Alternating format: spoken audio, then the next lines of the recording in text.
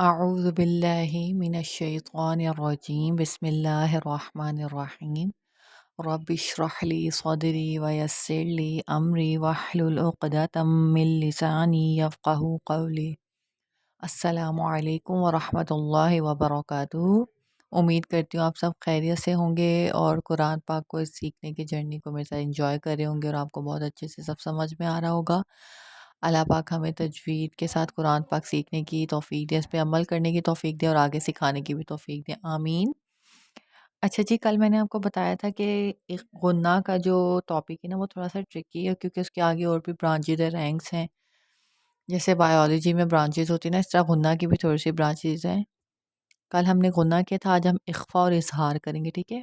مشکل نہیں ہے، ایزیلی آپ کو ساری چیزیں آہستہ آہستہ سمجھاؤں گے، سب سمجھ میں آ جائے گا۔ یہ اتنا بڑا جو پیپر آپ کے سامنے پڑا ہے، اس کو دیکھ کے آپ نے کنفیوز نہیں ہو جانا۔ بہت ساری ٹرمز آپ فرسٹ ٹائم سنیں گے، لیکن انشاءاللہ جب میں آپ کو سمجھاؤں گی، پریکٹس کریں گے، تو یہ ساری چیزیں آپ کے لیے آسان ہو جائیں گی، ٹھیک ہے؟ اچھا جی، اخفا کا مطلب ہوتا ہے چھپانا، اور اسی کا دوسرا رول ہے اظہار، ظاہر کرنا، ٹھیک ہے؟ ظاہر کرنا۔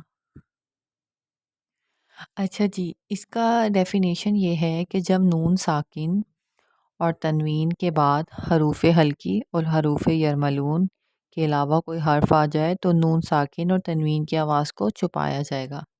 کیا سمجھ آئی؟ کہ جب نون ساکن اور تنوین کیا ہوتا ہے؟ آپ میں سے کس کو پتہ ہے؟ سب کس کو پتہ ہے کہ تنوین کیا ہوتا ہے؟ تنوین کہتے ہیں دو زبر دو زیر دو پیش کو، یہ میں نے یہاں پہ ڈیفینیشن لکھی بھی ہوئی ہے، دو زبر دو زیر دو پیش کو تنوین کہتے ہیں جی۔ تو یہاں پر ڈیفینیشن ہے کہ جب نون ساکن اور تنوین کے بعد حروف ہلکی اور حروف یرملون کے علاوہ کوئی لیٹر آ جائے گا تو آپ نے اس کی آواز کو، نون کی آواز کو، تنوین کی آواز کو چھپائیں گے۔ حروف ہلکی میں نے پچھلی ایک ویڈیو میں کور کیا ہوا ہے، جنہوں نے نہیں دیکھا وہ ویڈیو جا کے دیکھ لیجیے، میں ڈسکرپشن میں بھی انشاءاللہ اس کا لنک دے دوں گی، تو وہ ضرور آپ ویڈیو دیکھیے گا جا کر۔ حروف ہلکی 6 ہے، ہا، حمزہ، عین، غین، خا، ہا۔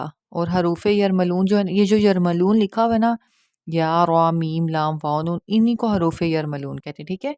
یہ جو 6 لیٹرز ہیں نا، ان کے علاوہ یہ ایک لسٹ ہے یہاں پر لکھی ہوئی، تا، ثا، جیم، دال، زال، زا، سین، شین، صاد، ضاد، طا، ظا، فا، قاف، کاف۔ ان لیٹر میں سے کوئی لفظ آ جاتا ہے نون ساکن اور تنوین کے بعد تو نون ساکن اور تنوین کی آواز کو چھپا کے پڑھیں گے۔ اگزامپل سے سمجھتے ہیں، جیسے یہاں پر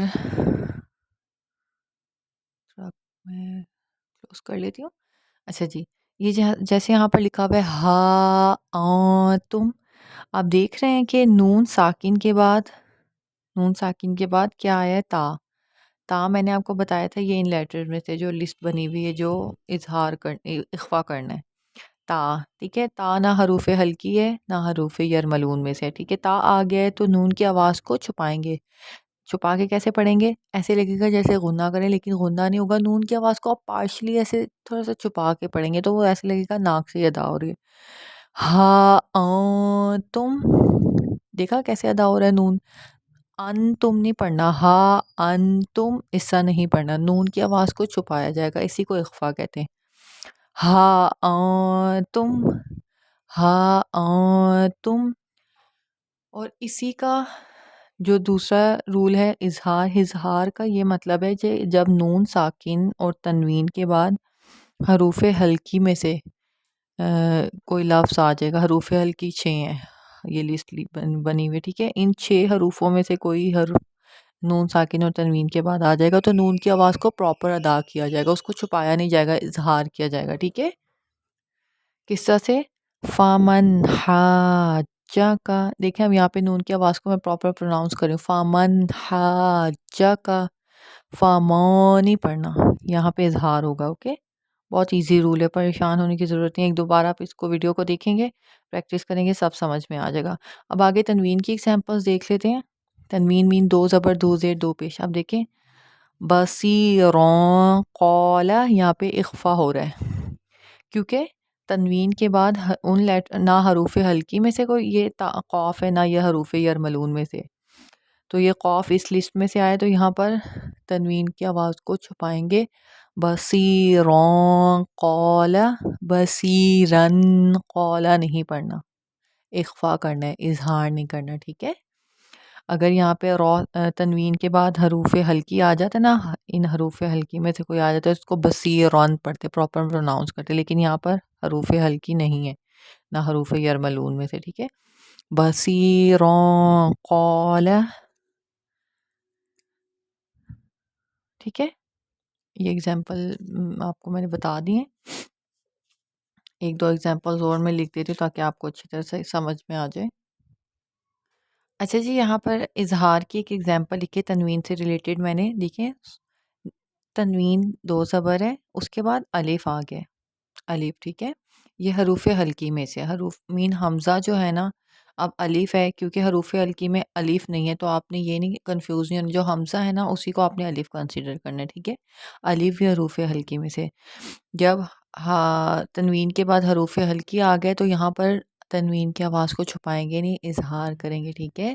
صالحن انی، صالحن انی.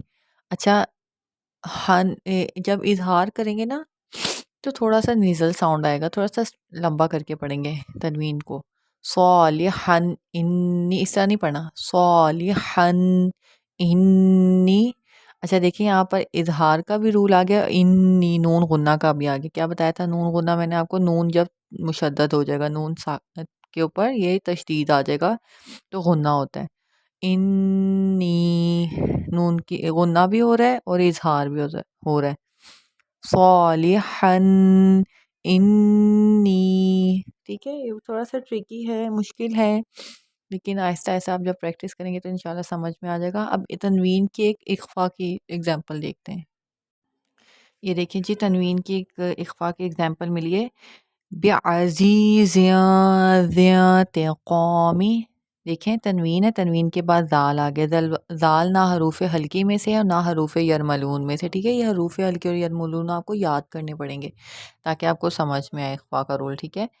بعزیز ذی قومی، بعزیز ذی قومی، ٹھیک ہے. یہاں پہ اخفا ہو رہا ہے، زین نہیں پڑھنا ہے اس کو، بعزیز زین نہیں پڑھنا، تھوڑا سا چھپا کر پڑھیں گے تنوین کی آواز کو. بعزیز ذی قومی، ٹھیک ہے.